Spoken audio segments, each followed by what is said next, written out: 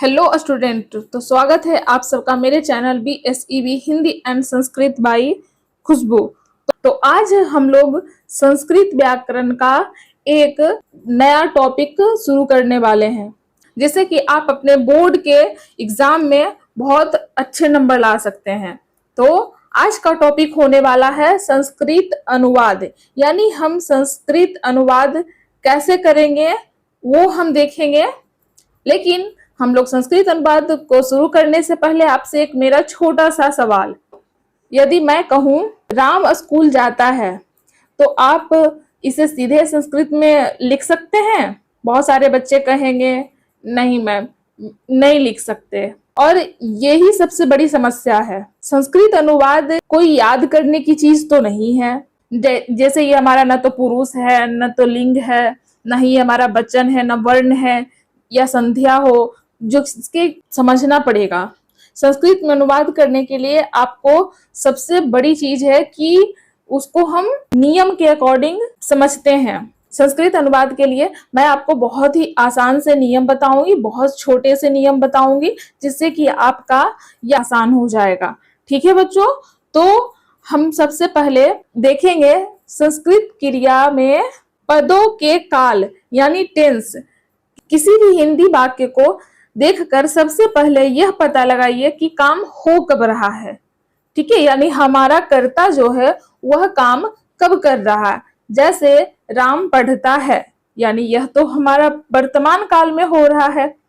यदि मैं बोल दूं राम पढ़ा तो ये हमारा भूतकाल हो जाएगा, और यदि राम पढ़ेगा तो ये भविष्य काल हो जाएगा।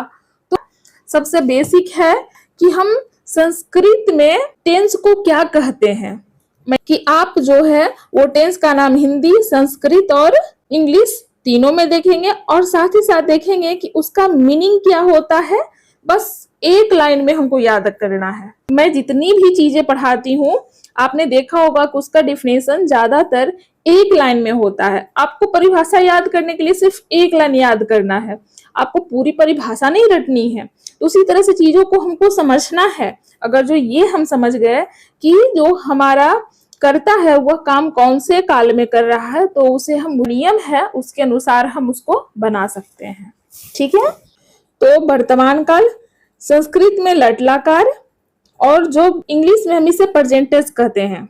तो देख इसका मीनिंग हो जाएगा जो वर्तमान समय में हो रहा है, यानी जो हम अभी प्रेजेंट में कर रहे हैं, जो वर्तमान समय में कर रहे हैं, वो हमारा लट लकार हो जाएगा। संस्कृत में हम इसे लट लकार कहते हैं, हिंदी में यह वर्तमान काल कहलाता है, और इंग्लिश में हम इसे प्रेजेंट टेंस कहते हैं। ठीक है बच्चों, फिर हमारा नेक्स्ट है भूतकाल। तो भूतकाल हिंदी है, उसी को हम लंग लकार कहते हैं। क्या कहते हैं बच्चों? लंग लकार। आप प्रोनाउंसिएशन थोड़ा सा ध्यान दीजिएगा संस्कृत पे, अपने आप वो अच्छी हो जाएगी। बिल्कुल से ध्यान से शब्दों को तोड़ तोड़ के पढ़ना है। ठीक है, तो ये हमारा हो जाएगा संस्कृत में लंग लकार, या हमारा इंग्लिश में इसे कहते हैं हम पास्ट टेंस, यानी इंग्लिश का हमारा यह पास्ट टेंस हो गया। संस्कृत में इसे हम कहेंगे लंग लकार, और ये हमारा हिंदी में हो जाएगा भूतकाल। तो इसका मीनिंग हो जाएगा जो पहले भूतकाल में हुआ हो, यानी जो बीत गया हो। जैसे मैं राम ने पढ़ा, गीता बाजार गई, ये भूतकाल है। ये भूतकाल के एग्जाम्पल्स हैं सारे, यानी यह हमारा संस्कृत में हो जाएगा लंग लकार। ठीक है, नेक्स्ट है भविष्य काल। हिंदी में हमारा भविष्य काल हो गया। संस्कृत में इसे हम कहते हैं लिरिट लकार। क्या कहते हैं बच्चों? लिरिट लकार। और इसे हम इंग्लिश में कहते हैं फ्यूचर टेंस। ठीक है, तो ये हमारा भविष्य है, तो यानी आने वाला कल, और भूतकाल बीता हुआ कल। तो इसका अर्थ हो जाएगा जो आगे भविष्य में होगा। ठीक है बच्चों, जो आगे आने वाले भविष्य में होगा उसे हम कहेंगे भविष्य काल। संस्कृत में बोलेंगे लिरिट लकार, और इंग्लिश में बोलेंगे फ्यूचर टेंस। ठीक है, तो इन सब चीजों को हमको बिल्कुल से ध्यान रखना है ना। तो नेक्स्ट हो जाएगा बच्चों आज्ञा या आदेश, जिसे हम संस्कृत में लोट लकार कहते हैं और इंग्लिश में हम इसे ऑर्डर या कमांड भी कहते हैं। यानी किसी को ऑर्डर देना है ना, कमांड देना, ठीक है। तो इसका मीनिंग हो जाएगा जिससे आदेश या निर्देश दिया जाए। क्या दिया जाए? ठीक है, वहां जाओ या पढ़ो, वह हमें कमांड दे रहे हैं कि तुम्हें यह काम करना है, ठीक है। फिर नेक्स्ट हो जाएगा हमारा विधि लिंग, जिसे संभावना हो, यानी यह हमारा संस्कृत में विधि लिंग लकार कहलाता है और हम इंग्लिश में इसे शुड या एडवाइस कहते हैं। जैसे मैंने आपको कुछ सलाह दिया, जैसे में तुम्हें आम खाना चाहिए, तुम्हें वह किताब पढ़नी चाहिए, तो यह मेरी आपके लिए सलाह है। और सलाह में हम शुड का उपयोग करते हैं, यानी चाहिए के लिए शुड आता है, ठीक है बच्चों। तो इसका मीनिंग हो जाएगा जिससे सलाह, संभावना या उचित कार्य बताया जाए, ठीक है। यानी कि एक संभावना है, जैसे मैंने आपको बोला कि आपको संस्कृत पढ़नी चाहिए, अब आपने पढ़ा या नहीं ये तो मुझे नहीं पता, वो तो मैंने एडवाइस दे दिया, तो बस यह एक संभावना है और मेरा एक उचित कार्य के लिए आपको प्रेरित करना है, ठीक है बच्चों। तो बच्चों आपने यहाँ तक आप कहेंगे कि आप 5 ही बता रहे हो, तो हमारे संस्कृत में जो काल या टेंस होते हैं वो मेनली होते हैं 10, पर हमें पढ़ना है जो संस्कृत अनुवाद के लिए जो आवश्यक है, जो जरूरी है, बस वो ये 5 ही हैं।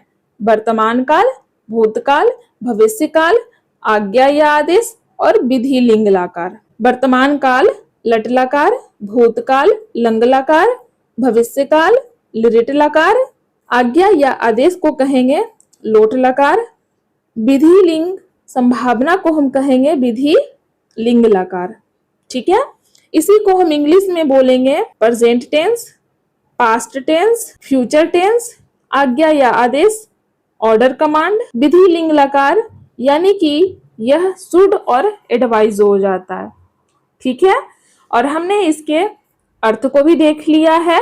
वर्तमान काल जो वर्तमान में हो रहा हो, भूतकाल जो भूतकाल में हो रहा हो, भविष्य काल जो आने वाले कल में होगा, जिससे आज्ञा या आदेश जिसे निर्देश दिया जाए, विधि लिंग जो हमारा सलाह या संभावना हो, ठीक है। तो हम लोगों ने इसे एक बार दोहरा भी लिया है।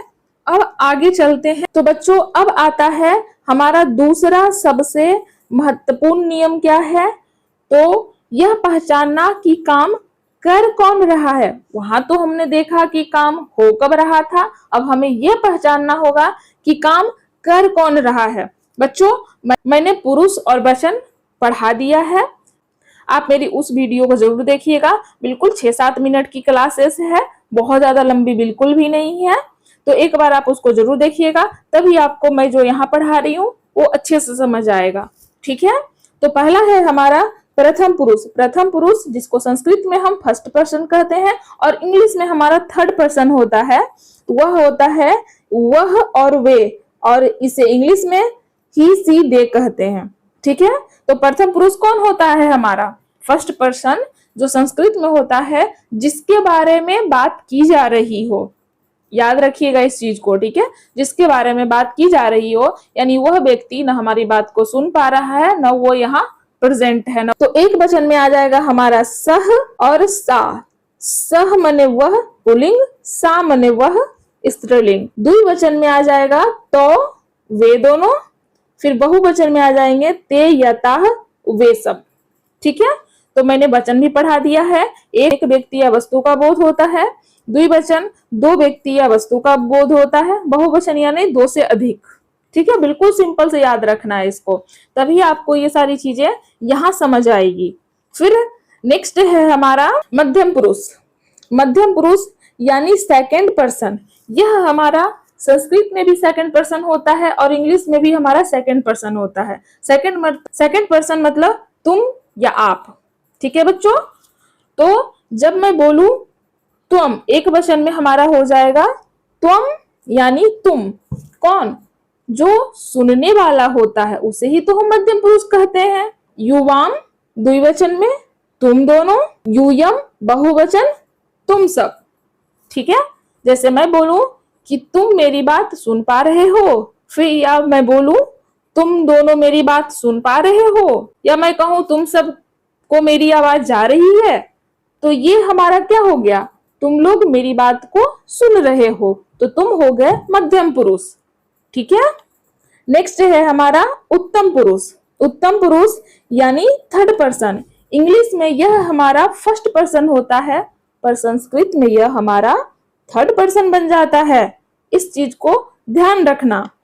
इसमें आता है मैं, हम, आई, बी। इंग्लिश में हो जाएगा आई, बी। तो अहम, मैं। पहले तो उत्तम पुरुष होता क्या है? उत्तम पुरुष होता है जो स्वयं बातों को बोल रहा हो, यानी मैं अभी बोल रही हूं और तुम लोग हो गए मध्यम पुरुष जो तुम मेरी बातों को सुन रहे हो। ठीक है, तो इसमें हमारा एक वचन में आएगा अहम। अहम यानी मैं, आवाम यानी हम दोनों, ये द्विवचन हो जाएगा। बहुवचन में वयम यानी हम सब। ठीक है बच्चों, तो यहां तक आप लोगों को समझ में आ रहा होगा। ठीक है, तो एक बार रिवीजन किया जाए सबको।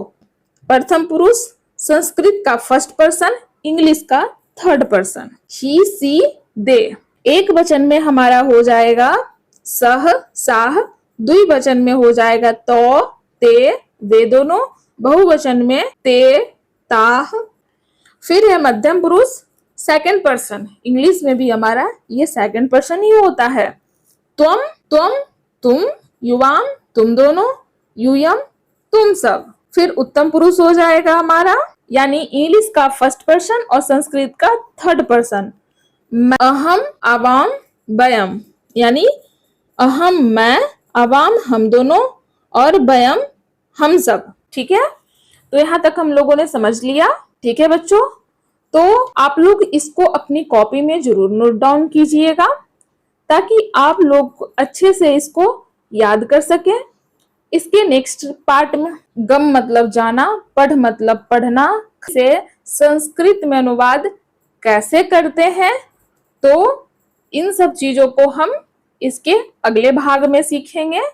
ठीक है बच्चों, तो आज के लिए इतना ही। आपको मेरी वीडियो अच्छी लगी हो तो प्लीज लाइक करें, शेयर करें अपने दोस्तों के साथ और चैनल को सब्सक्राइब करें। धन्यवाद।